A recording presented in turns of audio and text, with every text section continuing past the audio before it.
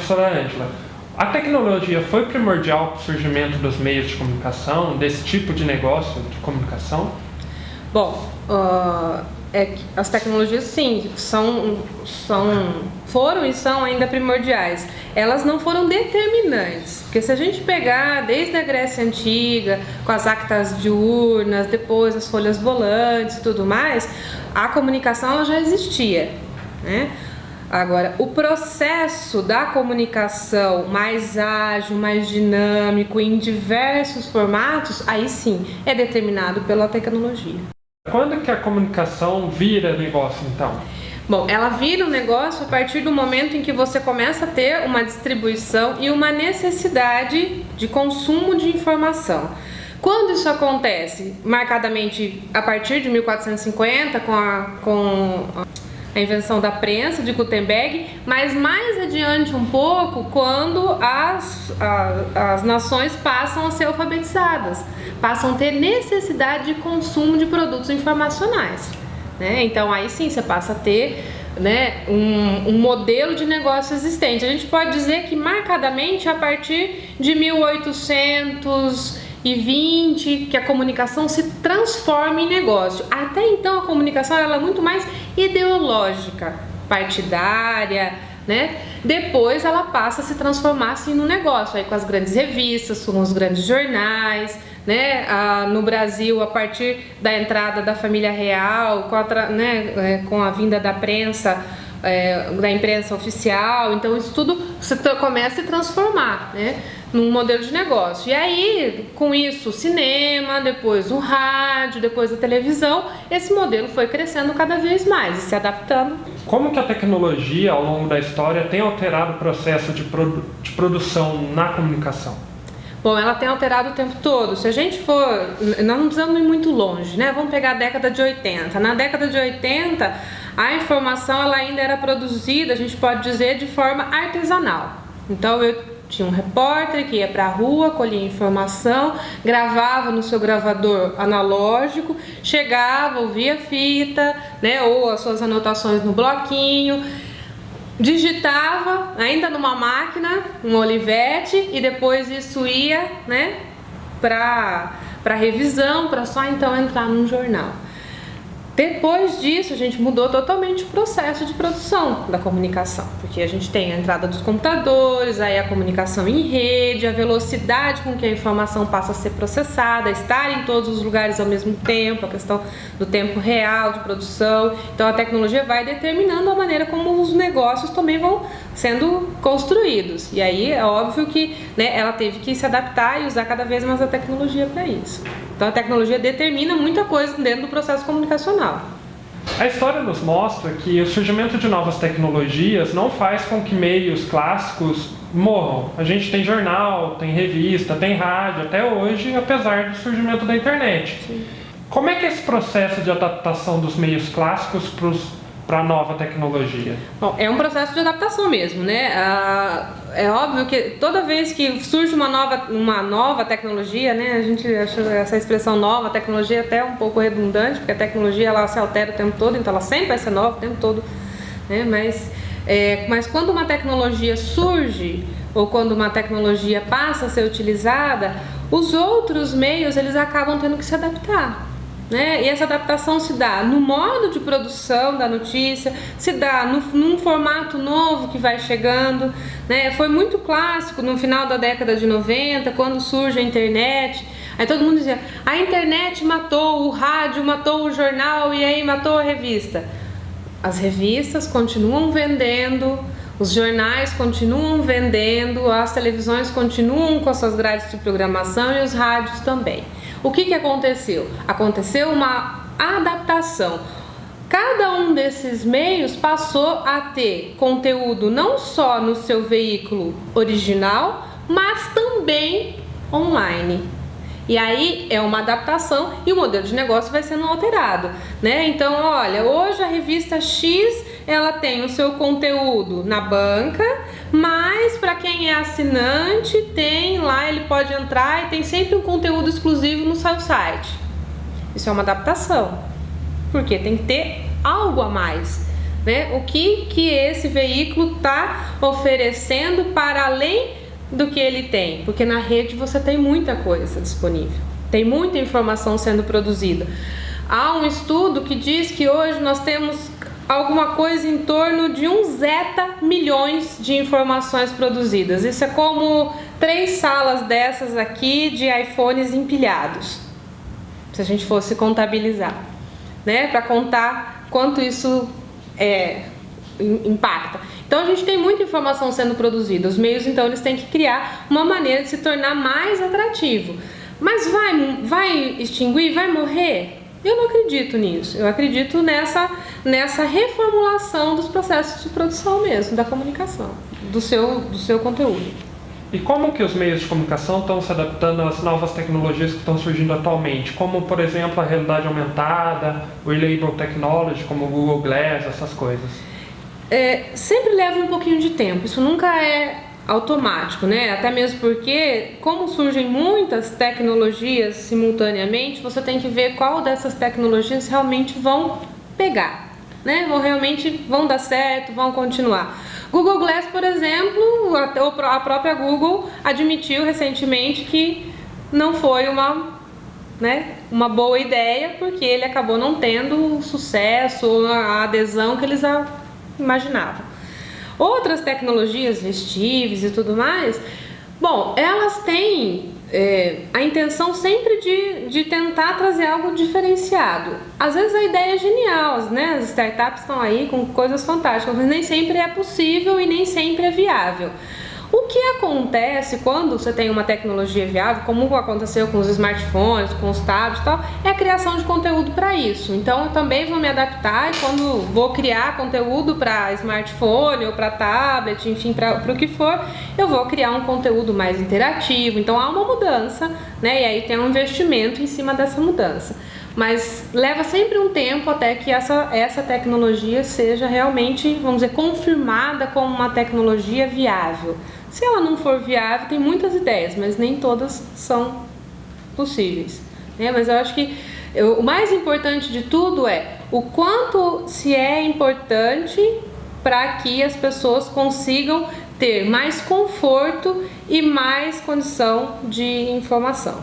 Esse é o ponto principal. E a partir disso, cada veículo vai se adaptar, né? Vai tentar investir no que é importante. Para as TVs, para os jornais, para as revistas, há sempre uma tecnologia ou um formato mais interessante. Para as revistas, sem dúvida, os tablets, né, foram fundamentais. Para o rádio, a internet foi muito bom. Você vai dizer, caiu a audiência. Se você olhar, né, análises de grupos de mídia e tudo mais, você vai ver uma queda de audiência no rádio. Mas o quanto essas rádios têm utilizado internet, têm utilizado dos podcasts, então tem investido em outros formatos para conseguir se manter. Então é isso, é uma adaptação e é possível sim trabalhar com várias tecnologias simultaneamente. O que vai demandar é investimento, né, e pessoal.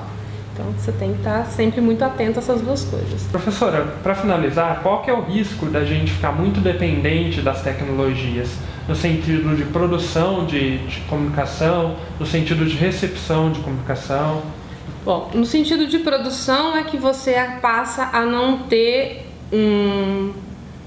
uma vida equilibrada.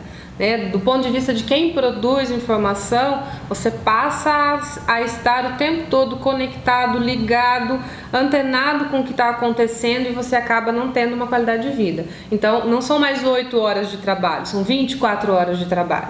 E isso, do ponto de vista, né, fisiológico, em algum momento vai ter um problema, você vai ter um desgaste emocional, um estresse, enfim, né, problemas de saúde vão ocorrer.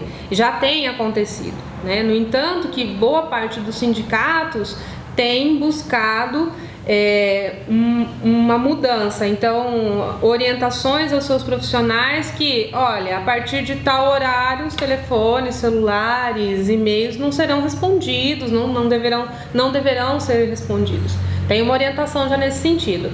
Do ponto de vista de consumo, há uma ansiedade, primeiro, e é algo que a gente vai chamar de desinformação. O excesso de informação, ele traz desinformação, porque a mente humana é incapaz de filtrar todas as informações, né? Com isso, então, à medida em que você tem uma desinformação, você também tem uma alienação. Conteúdos que vão sendo cada vez mais selecionados a partir do seu interesse. Então eu estou na rede social, estou vendo tal negócio, daqui a pouco aqui na barrinha do lado está aparecendo uma informação sobre aquilo que eu tinha interesse. Quando você tem uma filtragem externa, ou seja, que vem de fora para você, significa dizer que estão escolhendo o que você deve ver, ler, se informar.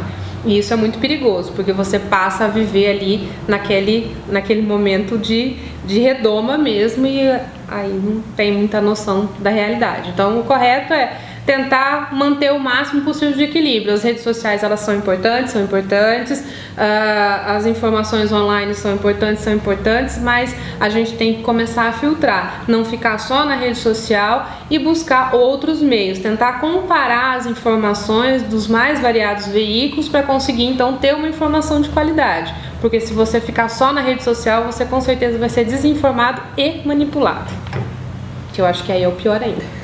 E professora, essa dependência que a gente tem da tecnologia, ela não pode causar uma certa exclusão das pessoas que não têm acesso a essa tecnologia? A gente vai ter então dois tipos de exclusão. A gente tem o primeiro, que a gente vai chamar dos excluídos digitais, que são essas pessoas que não têm acesso à tecnologia. Hoje, né, os dados ainda estão um pouco em confronto. O CETIC, que é o Centro de Estudos das Tecnologias da Informação e Comunicação, do Comitê Gestor da Internet no Brasil, trabalha com o índice de 49%, 48% da população conectada, cerca de 80 milhões de pessoas conectadas. O IBGE já está trabalhando com 51%, então tem um desnível aí entre os dois órgãos oficiais. Mas, então significa dizer então, que nós temos metade da população que é excluída digitalmente. Ela é excluída digitalmente, então ela passa a ser excluída de várias coisas, né? Das discussões, dos formatos, da navegabilidade, enfim, de tudo que a rede pode oferecer. Isso já é uma discussão já bem antiga, desde o início da década de 2000, quando o Brasil entrou para o programa da Sociedade da Informação, já havia essa discussão e essa preocupação, né, dos excluídos digitais. Então, um primeiro é esse, que é a falta do acesso. O segundo tipo de exclusão, que a gente vai chamar de excluídos digitais, que é o que a gente vai chamar de brecha digital, é aquele que tem o acesso à tecnologia, mas não consegue utilizar a tecnologia na sua potencialidade.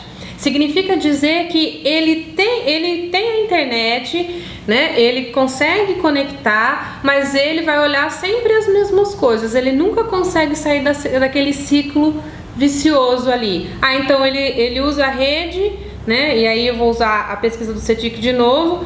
Qual é a maior parte da utilização da rede? O que se faz mais na internet? 77, 78% redes sociais. Depois vem e-mail, depois vem compras online e, por exemplo, estudos, educação entra em último lugar no ranking com 12, 13%.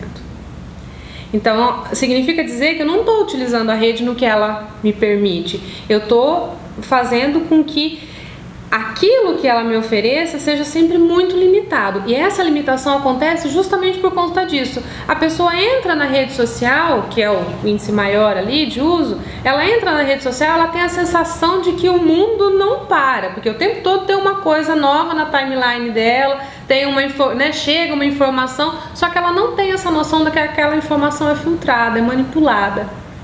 Né? E aí você cria um novo tipo de excluído, que é esse excluído, que é o que a gente vai chamar que ele não é um cidadão digital. O que é ser um cidadão digital? É você utilizar todas as potencialidades. É como se eu tivesse, então, como se fosse conseguisse ser alfabetizado plenamente. Vamos usar o caso dos alfabetizados funcionais, analfabetos funcionais, que são pessoas que são alfabetizadas, mas que não conseguem ter a compreensão do que é, né? Então, se ela pegar um texto para ler, ela não consegue ler, não consegue compreender aquele texto. É a mesma coisa. só que transposto para a rede. Ele está lá na rede, mas ele não consegue ir além, ele não consegue navegar. Ele tem o acesso. A criança também, quando ela entra na escola, ela tem o acesso, ela tem o caderno e o lápis. Se eu entregar um caderno e um lápis e não ensinar nada para a criança, ela vai usar para rabiscar, desenhar e tudo mais, e tranquilo. Vai ser para isso, ela não vai entender para que funciona aquele instrumento. E mesma coisa as pessoas, quando entram, começam a usar a rede, né? Elas entram na rede, elas têm o acesso, mas elas não conseguem ir além. Elas não se usam para se capacitar, elas não usam para, enfim, para tudo que elas poderiam, para melhorar a sua qualidade de vida, para melhorar o seu entorno. Acaba sendo só aquele uso regular para a rede social, para divertimento. E aí o que é muito pouco, né? Se a gente for pensar tudo que a rede oferece. Vamos pensar a quantidade de cursos que nós temos do ponto de vista educacional, a quantidade de museus do ponto de vista cultural, as principais obras da literatura mundial disponíveis no domínio público, por exemplo, no Brasil, né? E aí, para cada uma dessas coisas, a gente vai, né, modelos de negócio, possibilidades de trabalho, enfim, tudo que você tem dentro da rede, para você se restringir só ao uso da rede social. Então, ele está incluído, mas ele não é um cidadão digital.